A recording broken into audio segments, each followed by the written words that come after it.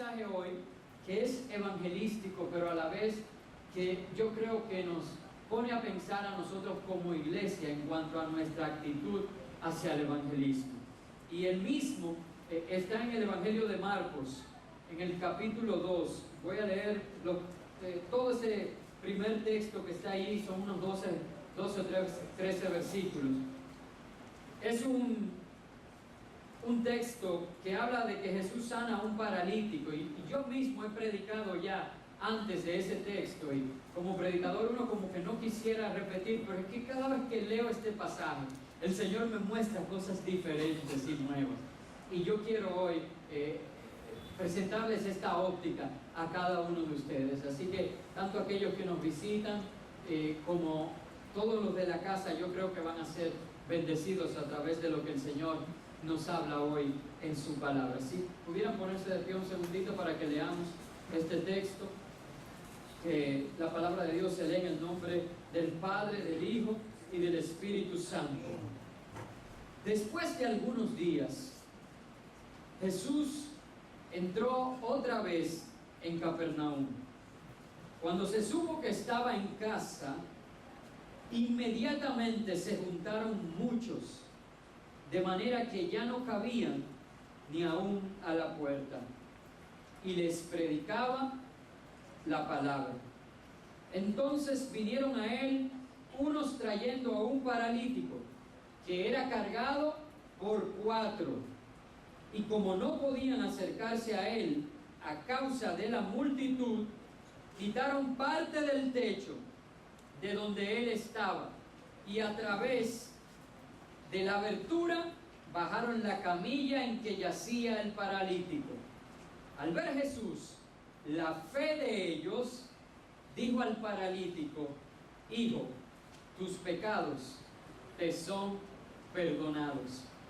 Estaban allí sentados algunos de los escribas, los cuales pensaban para sí: ¿por qué habla este de ese modo? Blasfemias dice. ¿Quién puede perdonar pecados sino solo Dios?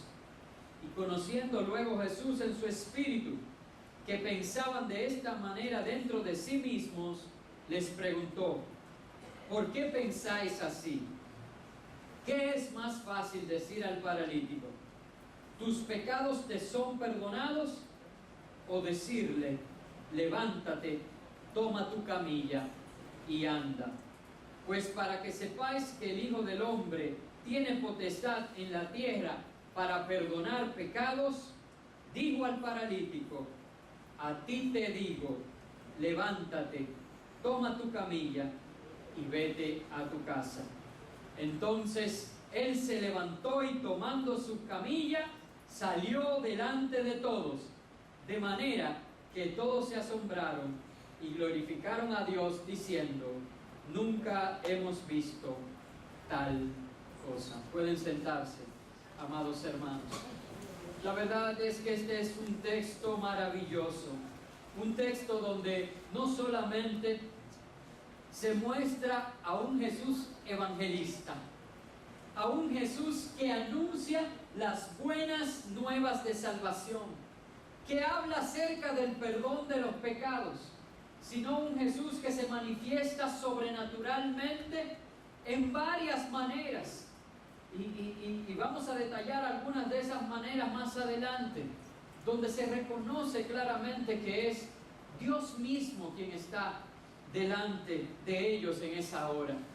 Pero no solamente eso, no solamente el enfoque evangelístico desde la persona de Jesús, no solamente el enfoque en el poder que había en Jesús, que hay en Jesús, no solamente en el enfoque de que ese Jesús era Dios mismo, sino de aquellos que fueron instrumento para que alguien en necesidad espiritual y física pudiera llegar a ser ministrado por Jesús. Y yo sé que hay tanta tela por donde cortar, como dice, ¿verdad? Mi madre José, ¿verdad? Y algunas de esas expresiones vienen de escucharla en mi casa, pero hay tantas herramientas de qué señalar en este texto, pero quiero de verdad hacer énfasis en esos amigos. Así que voy rápidamente a señalar algunas cosas acerca de Jesús para enfocarme en ellos. En primer lugar, cuando Jesús llegó nuevamente a Capernaum, se creó un gran alboroto. Hermanos, la presencia de Dios, la obra de Dios en tu vida, en tu familia y en tu casa tiene que ser tan evidente que toda la gente con necesidad, y cuánta gente con necesidad tenemos hoy en día, amén, sepan que ese es un lugar donde puede alcanzar la satisfacción de sus necesidades físicas y espirituales. Es así, tu casa tiene que ser un lugar terrible, como dijo Jacob. ¿Qué lugar tan terrible es este? No es más que casa de Dios y puerta del cielo. Y yo quiero que nos examinemos por un minuto de si cuando tú llegas, no importa si estás todo el día fuera trabajando, no importa si tú eres ama de casa y estás todo el día en la casa, pero cuando tú estás en tu casa, quiero que te examines. La gente ve en tu casa la oportunidad de encontrarse con Jesús. ¿Qué va la gente a hacer a tu casa?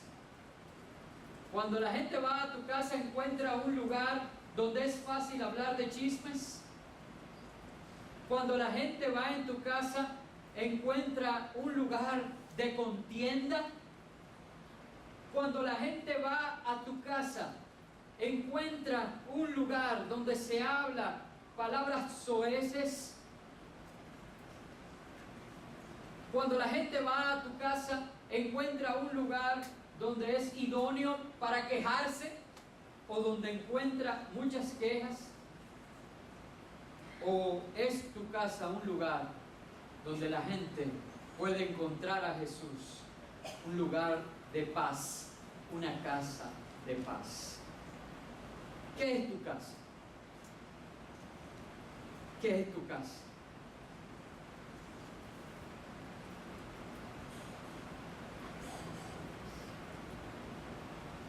Esa es la ventaja que están provocando los compártelos en medio de nosotros. Yo he ido aquí a casas de algunos hermanos, he ido incluso a negocios de algunos hermanos donde se abren para recibir un grupo de estudio de la palabra. No deja de sorprenderme en uno de los negocios que fui, que me comentaba el dueño del local y dice: no, pastor, y a veces vienen los clientes a esta hora porque saben que es la reunión y se sientan a escuchar lo que se está compartiendo en este lugar. ¿Qué es tu casa? Porque dice que Jesús mismo, al ver cómo era atraída una multitud por su presencia en ese lugar, y dice que se llenó la casa, que no cabían ni aún en la puerta.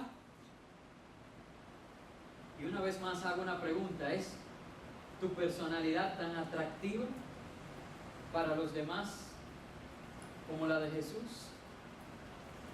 Y dice que a pesar de eso, de que no cabía uno más ni aún en la puerta, Jesús aprovechaba ese instante. ¿Para qué? Para quejarse de los políticos, para hablar de la última noticia que salió en Cabal. No, dice que Jesús le predicaba la palabra. Hermanos, tú y yo se nos presentan múltiples oportunidades en cada una de nuestras esferas de accionar diario, de poder llevar a otros a conocer a Jesús, de predicar las buenas nuevas de salvación. Amén. Hermanos, hay mucha necesidad y somos nosotros, la iglesia, los llamados a mover a esta gente y apuntar su mirada hacia aquel que puede satisfacer esa necesidad. Es más, tú y yo estamos llamados por Dios a nosotros mismos extender nuestra mano y saciar su necesidad. Y Jesús hizo esto. Pero quiero enfocarme, decía, en estos hombres que corrieron porque reconocían que estaba allí quien podía no solamente sanar, sino llenar la vida de aquel que estaba paralítico, en una condición, hermanos, donde no podía hacer nada por sí mismo. ¿Cuántas personas hoy están paralíticas y no solamente físicamente, sino que el pecado los tiene atados de tal manera que no pueden valerse por sí mismos? Y tú y yo tenemos a Jesús en nuestra casa y no estamos haciendo suficiente por llevar a aquellos a quienes nosotros tenemos la oportunidad de relacionarnos, con quien tenemos la oportunidad de relacionarnos, de llevarlos delante de Jesús para ser ministrados. La prueba es que hoy hay palabra de Dios aquí. Hoy el Espíritu Santo está aquí, hemos adorado, hemos cantado. ¿Dónde están tus invitados? ¿Dónde están los que tú estás trayendo cargados? Pero estos hombres solamente reconocían que Jesús tenía el poder para sanar y para salvar, e hicieron todo lo posible. Y en primer lugar, trajeron cargado a este paralítico. Estuvieron dispuestos a hacer un esfuerzo. Y es el primer punto que quiero señalar, hermano, para ti. Tú y yo tenemos que darle una adoración al Señor que nos cueste. Es más fácil nosotros venir a la iglesia, pero ocuparnos de nuestra propia salvación.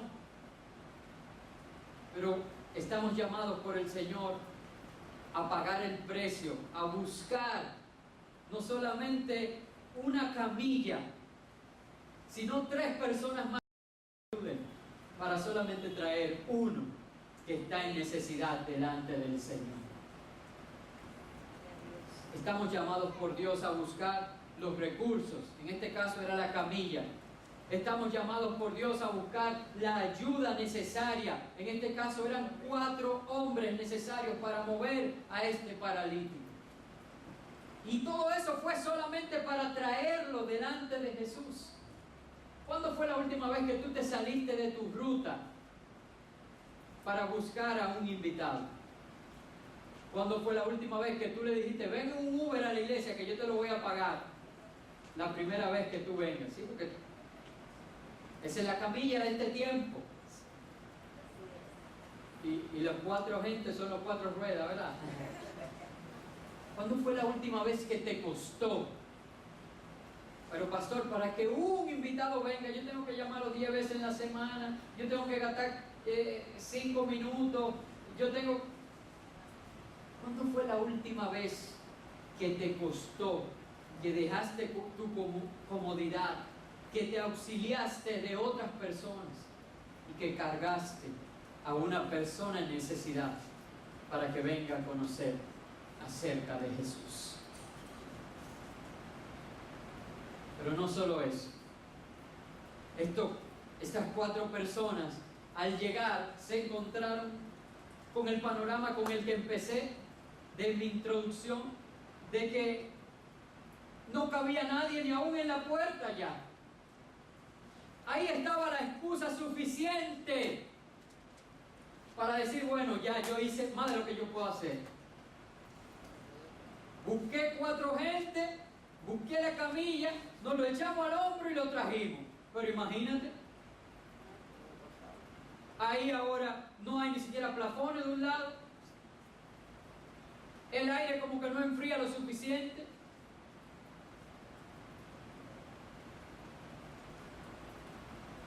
Ahora uno no sabe si es derecho o torcido, cómo es que va, cómo lo voy a encontrar.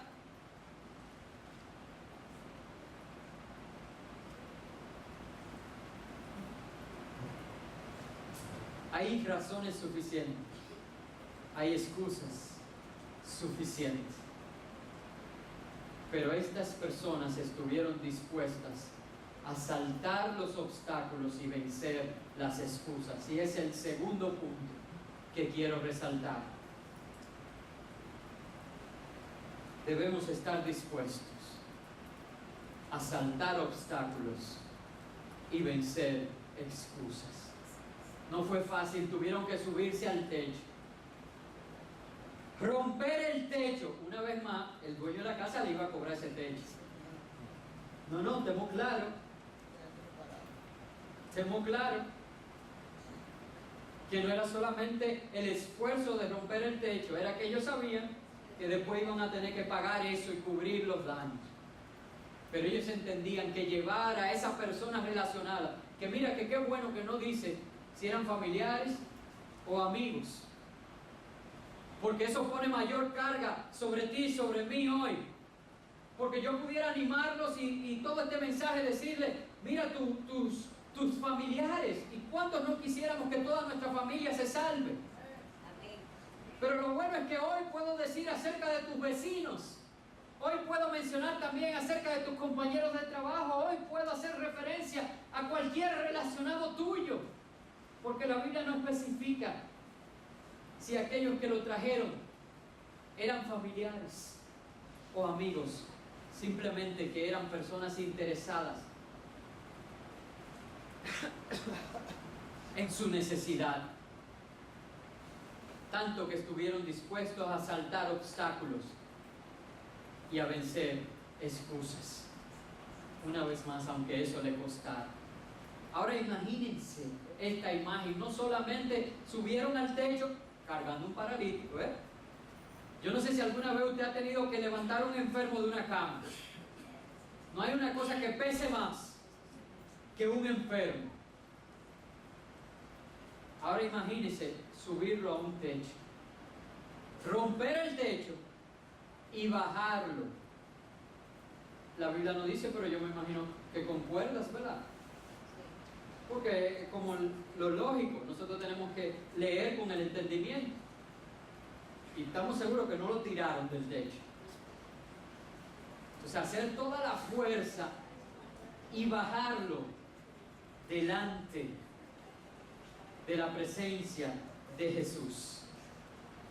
Hermano, ¿cuándo fue la última vez que saltaste los obstáculos, que abriste el techo y que cargaste las cuerdas para permitir que tus relacionados fueran ministrados por Jesús? Y algo que llama poderosamente la atención acerca de estos 4 hombres es que su fe fue suficiente para que Jesús obrara el milagro en su relacionado. Y esto de verdad que es como el punto central que quiero transmitir hoy, porque saben, toda la vida, y nosotros creemos así y enseñamos que la salvación es individual. Cada uno tiene que llegar a un momento de un encuentro con Jesús donde decida creerle a Jesús. Cada uno tiene que depositar su fe en Jesús. La Biblia dice que con el corazón se cree para justicia y con la boca se confiesa para salvación. Eso es algo que yo creo y que yo enseño. La salvación es individual. Pero saben, hermanos, lo que veo en este pasaje es que nuestra fe puede ser la escalera en la que se suban nuestros relacionados para poder desarrollar ellos su propia fe en Jesús. Si se fijan, el paralítico en ese momento, él no podía ni siquiera decidir si lo llevaran o no, porque él no podía valerse por sí mismo. Hay gente que está tan esclavizada en el pecado, hermano, que nunca van a decidir por ellos mismos venir y presentarse delante de Jesús. Y ciertamente a ellos les llegará el momento de tomar su decisión de forma individual, de creer en Jesús y creerle a Jesús. Pero es a través de la fe que tú tienes que moverlos a ellos a venir hasta Jesús. Es a través de tu predicación, de tu ejemplo, de tu fe, que ellos van a sentirse motivados a venir a conocer a Jesús. Y quiero explicar un poco ese punto. Por ejemplo, una persona que no es cristiana y le dan un diagnóstico negativo. Una persona que le dice, mira, se ha detectado en tu vida un cáncer y no es cristiano. ¿Usted cree que la tendencia natural de esa persona es la de clamar a Dios? No, hermanos, porque no tiene fe en Dios. Ahora, si es un relacionado tuyo y tú crees, y te pregunto, hermano, ¿tú crees que Dios puede sanar un cáncer? Amén. Tú has sido testigo de eso. Amén. Pues tú puedes ser un ministro de eso. Y tú puedes decir a esa persona que posiblemente su reacción sea, hasta aquí llegué. Es como un chiste que leí por ahí en esta semana que decía que alguien fue al doctor y el doctor le dio un diagnóstico y le dijo, mira, te quedan 8 meses de vida. Y el paciente le dice, doctor, ¿y qué hago? ¿Qué hago? ¿Qué puedo hacer? Dice él, cásate. Y él le dijo, ¿y me voy a sanar con eso? No, pero esos 8 meses se te van a parecer eternos. Eso no aplica a mi esposa ni a mi matrimonio, no, por si acaso, ¿verdad? Pero saben, en ese momento lo que va a haber en su corazón es decir, ya, hasta aquí llegó. Mi vida ya no tiene sentido. Sin embargo, con la fe que tú tienes, vienes y dices, oye, esta es una oportunidad maravillosa para que Jesús se glorifique en tu vida y para que tú puedas conocer su poder sanador. Ven, te presento a Jesús. Acompáñame para que puedas escuchar la palabra de Dios. Y porque yo sé que Él puede sanarte y tiene poder para sanarte y para salvarte. Que vamos a ver más adelante que aún más importante que sanar es salvar. Y Jesús tiene poder para sanar y tiene poder para salvar. Y que por esa fe, esa gente que no tenga fe diga, bueno, pero ya yo había dicho que aquí se acabó mi vida. Pues no pierdo nada. Vamos ahí. Yo no creo, pero si tú crees. Y lo que este texto, la esperanza que involucra este texto, es saber que cuando Jesús vio la fe de ellos, ministró a la necesidad del paralítico. Ahora, hermano, yo no sé si tú me has podido seguir en este ejemplo, pero yo quiero que tú ubiques esto. ¿Cuántos tienen fe en Jesucristo aquí? Levántame su mano. Ahora visualiza a toda tu familia primero, que no conoce del Señor. Ya, lo visualizaste. Visualiza a tus vecinos. Visualiza a tus compañeros de trabajo. Visualiza a todos tus relacionados en las diferentes esferas de tu vida. Ahora imagínate que por esa fe tuya depositada en Jesucristo, cada uno de ellos sea ministrado por el Señor y sus necesidades de sanidad y de salvación sean ministradas. ¿Cómo te haría sentirte esa imagen que te he pedido que visualizaras junto conmigo?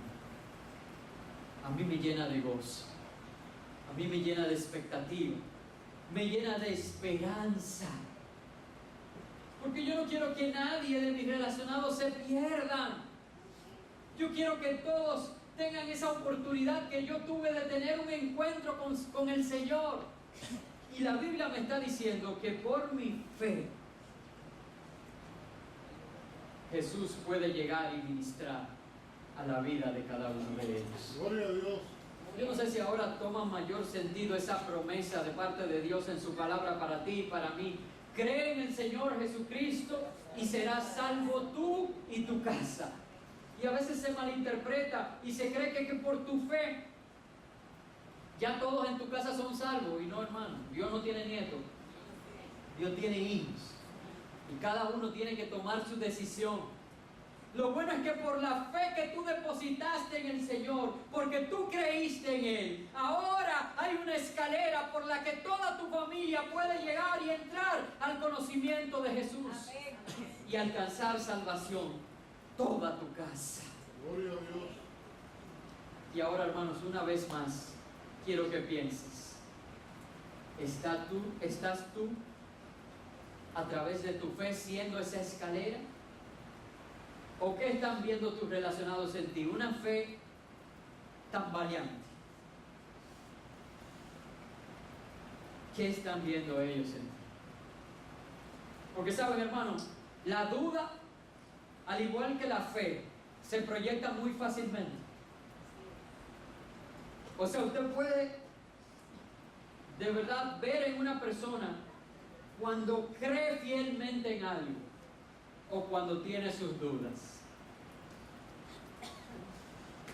A veces en mi familia, cuando se hace una de esas preguntas medio ganchosas y uno responde sí o no, en el tono se da cuenta. Entonces decimos, ¿ese sí fue de duda? ¿Sí o no? Que la duda, como la fe, se proyecta. ¿Qué estás proyectando tú acerca de tu relación con Jesús? ¿Proyecta tu vida que tú conoces que Él todo lo puede? ¿O muestras tú una persona que quiere creer, pero que la duda lo arropa? Que el Señor nos ayude a mostrar tal fe que el Señor pueda llegar a ministrar la necesidad de aquellos que nos rodean. Pero está bien de concentrarme en ellos. Quería resaltar esas tres cosas de ellos, pero vuelvo a Jesús ahora, que es la roca, ¿verdad?, sobre la cual nosotros construimos. Amén. El hombre sabio edifica su casa sobre la roca. Una vez que Jesús tiene esta persona delante de sí y se decide a ministrarlo, lo que Jesús hace es ocuparse de su necesidad espiritual. Si se fijan, un paralítico que lo traen delante de él, no hay que preguntarle, ¿qué tú quieres que te haga? ¿Qué usted cree que quiere el paralítico? Ser sano. ¿Por qué entonces Jesús no empezó por allí? ¿Por qué Jesús, en vez de decirle, levántate y anda, lo primero que le dice es, tus pecados te son perdonados? Y quiero enfocarme directamente en aquellos que nos visiten hoy. El Señor puede saciar todas tus necesidades, satisfacerlas completamente.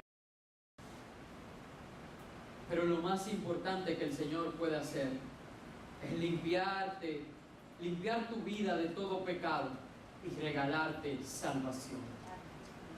Jesús pudo ir directamente a las consecuencias, pero Él prefirió ir a la causa. Él no se ocupó tanto de la enfermedad, sino de lo que provoca enfermedad en este mundo caído, que es el pecado. Porque saben, cuando Jesús te perdona y te regala salvación, no importa si permaneces enfermo. Y Él puede sanarte también, y quiere sanarte.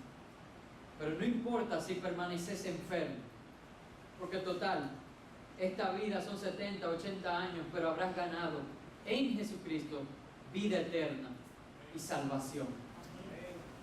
Yo decía en la clase de liderazgo del miércoles que Lázaro, el que Jesús resucitó, y dígame qué enfermedad es más fuerte que la muerte. Si el problema de las enfermedades son que nos llevan a la muerte, y Lázaro ya estaba muerto. Y yo decía que ese Lázaro a quien Jesús resucitó volvió a morir. ¿O dónde vive Lázaro? ¿Ustedes? ¿Alguno sabe dónde vive Lázaro? Entonces, ¿murió o no murió?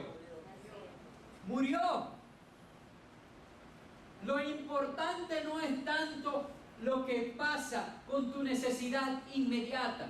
Y una vez más, Jesús puede sanar. Pero lo importante es asegurar una eternidad con Jesús. Y eso solamente se logra a través del perdón de los pecados que Él mismo ganó para ti en la cruz del Calvario, con un sacrificio perfecto, donde entregó su vida y hasta la última gota de su sangre por amor a ti. ¡Qué importante eres! ¡Qué valioso eres! No permitas que el mundo te asigne un valor, porque ya Jesucristo te ha asignado el valor más grande del universo. Tú eras suficiente para Él derramar su sangre. Aleluya. Quitarte a ti de la condena de muerte que por el pecado era para ti, y darte la inocencia que solo Él podía ganar a través de entregar su propia vida en lugar de la tuya. Y saben, es uno de los puntos más importantes que debemos resaltar siempre que hablamos la palabra de Dios, porque la gente tiene mucha necesidad. Hay enfermos y tenemos que orar por los enfermos, hay pobreza y no solamente tenemos que orar por los pobres, tenemos que ayudar a los pobres. Hay personas con problemas emocionales y nosotros tenemos que ministrar a esa necesidad emocional. No importa cuál sea, física, espiritual, emocional, tenemos que ministrar a la necesidad de la gente. Pero lo más importante que tenemos que hacer es presentarle el plan de salvación a través de Jesucristo. Y Jesús por eso le dijo: tus pecados te son perdonados. Y saben, los religiosos no entendían esto. E inmediatamente los escribas, doctos en la ley, decían: pero espérate, esto es una blasfemia. Y cuando yo prediqué de este texto, recuerdo que hice ese señalamiento en que los escribas, en cierto modo, tenían razón. Para un hombre, hablar de perdonar pecados era una blasfemia, porque solo Dios perdona los pecados. El error de ellos estaba en no reconocer que ese hombre que estaba delante de ellos era también Dios. Amén. Y nosotros tenemos que a nuestros relacionados traerlos al conocimiento de que Jesús es Dios y de que Jesús es el Hijo de Dios, y que por tanto Jesús tiene la autoridad y la potestad para perdonar nuestros pecados y para limpiarnos de toda nuestra maldad. Ellos conocían la ley, solamente que no conocían a la ley hecha carne, al Verbo, a la palabra de Dios, al Cordero de Dios que quita el pecado del mundo. Jesús estaba delante de ellos y ellos no le reconocían. Nosotros tenemos que motivar a nuestros relacionados a reconocer a Dios, a reconocer a Jesús. Y Jesús le dio una muestra sobrenatural de quién Él era. No solamente hizo el milagro, que lo hizo por la fe de esos hombres y por misericordia a este paralítico, sino que a ellos mismos. Le dio a entender que reconocía sus pensamientos. Fíjese en el texto que dice que ellos pensaban dentro de sí que Jesús estaba blasfemando. Y Jesús se dirigió a ellos y le dijo: ¿por qué estás pensando esto?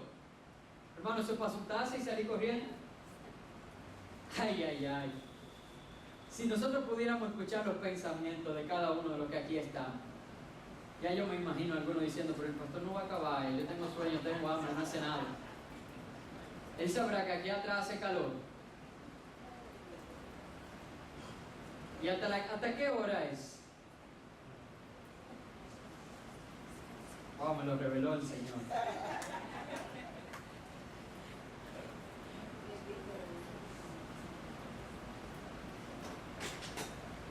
Jesús le dio una demostración sobrenatural a ellos mismos al hablarle acerca de sus pensamientos.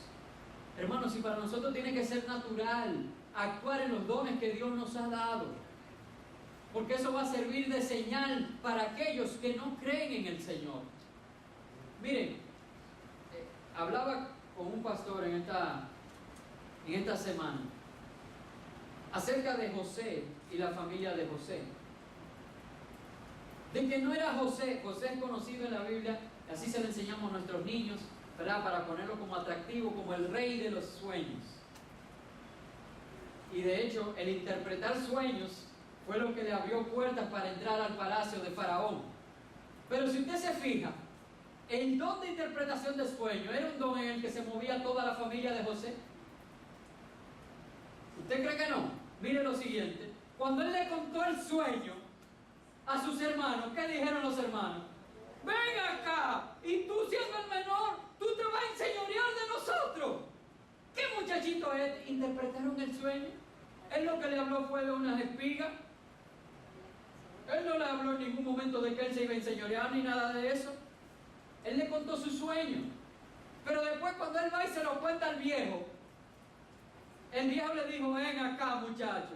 Quiere decir que tus hermanos y también tu mamá y yo nos vamos a inclinar delante de ti. Pero él no le dijo eso. Él le habló de la luna, de los astros, del sol. Quiere decir, hermanos, que toda la familia se movía en este don. Sin embargo, ninguno de los demás supieron utilizar eso para cumplir el propósito de Dios. Sino que José fue el que actuó en ese don, cumpliendo el propósito para el que Dios lo había llamado. ¿Qué estás haciendo tú con tus dones? ¿Estás peleando con tu hermano? ¿Para qué estás usando tú tus dones? ¿Para serruchar el palo a tu hermano, tirarlo al pozo y venderlo? ¿O para cumplir el propósito con el que Dios te ha llamado? Volvemos aquí. Jesús usó y dio una demostración de poder sobrenatural de Dios, hablándole acerca de los pensamientos que estaban teniendo estos escribas. Y entonces ejecutó el milagro. Hermanos, porque desde el primer instante, por la fe de ellos, Él había decidido tener misericordia. Claro, les dio una enseñanza, dijo, ¿qué es más fácil decir? ¿Tus pecados te son perdonados o levántate y anda? Pero para que crean. Entonces, levántate y anda. ¿Y sabes qué pasó? De verdad que me gusta. Yo no sé si es que yo soy muy gráfico, pero hermano, me gusta la manera en que dice que reaccionó este hombre. Dice que se levantó y tomó su cama y salió delante de todos. Gloria a Dios. Hermanos, la verdad es que cuando todavía hoy nosotros vemos milagros y se ora por alguien, y alguien usted ve que se va a parar de la silla de ruedas, ¿cómo se levanta? Con dificultad. Hermanos, porque hasta por una razón lógica esos músculos han estado atrofiados tanto tiempo que se hace el milagro y la gente empieza a caminar, pero empieza poco a poco, despacio. Pero lea el texto, a ver si usted puede interpretar que fue así, con dificultad, despacio o lentamente. No, dice que se levantó delante de todos. Tomó su cama y salió. Hermanos, el Señor tiene poder para sanar las enfermedades. Ahora Él está más interesado en darte y en darle a aquellos que amamos salvación y vida eterna. Tráelo. No importa cuál sea su necesidad. Dios lo va a sanar. Pero lo más importante es que Dios lo va a salvar. Gloria a Dios. Y yo quiero dejar sembrado en tu corazón esto, y con esto termino. Porque quiero orar por las necesidades en medio nuestro. Porque Jesús está aquí.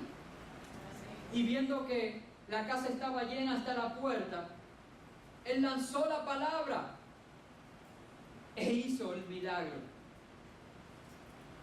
¿Por qué no hacer lo mismo si es el mismo Dios? Pero quiero solamente como resumir todo lo que he dicho. Número 1, aprovechemos nuestra oportunidad de hacer nuestra casa una casa de paz, donde la gente vaya a oír acerca de la palabra de Dios. Ahí está, compártelo a su disposición. Número 2, seamos como estos hombres, dispuestos a utilizar nuestros recursos, a buscar ayuda y a llevar a la gente hacia el encuentro con Jesús. Número 3, en ese aspecto, ser como estas personas, vencedores de obstáculos, y vamos a saltar las excusas para presentar las necesidades de aquellos que se relacionan con nosotros delante de Jesús. Permitamos que nuestra fe sea una escalera a través de la cual la misericordia de Dios sea manifestada a aquellos que amamos.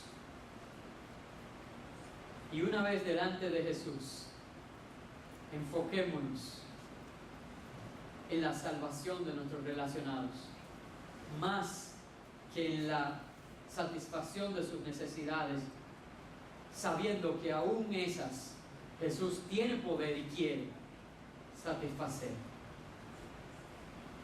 Y es en ese último punto que yo quiero orar ahora. Si ustedes me dicen amén a todo esto que he dicho, yo quiero que nos pongamos de pie, porque yo quiero orar. Si hay algún enfermo entre nosotros, yo quisiera que en medio de un mover como este, donde la palabra de Dios nos habla y nos llena de esperanza, nosotros presentemos estas necesidades delante del Señor y que con fe recibamos lo que de parte de Dios Él tiene para nosotros. Oremos. Señor, venimos delante de ti, Padre, porque reconocemos que tú estás en este lugar, porque reconocemos que tú moras en esta casa, y porque reconocemos, Señor, que tenemos necesidad de un encuentro contigo. Señor, venimos delante de ti paralizados por una enfermedad o por una necesidad. Señor, y al llegar delante de ti, nos hemos dado cuenta que lo más importante es la salvación que tú nos ofreces.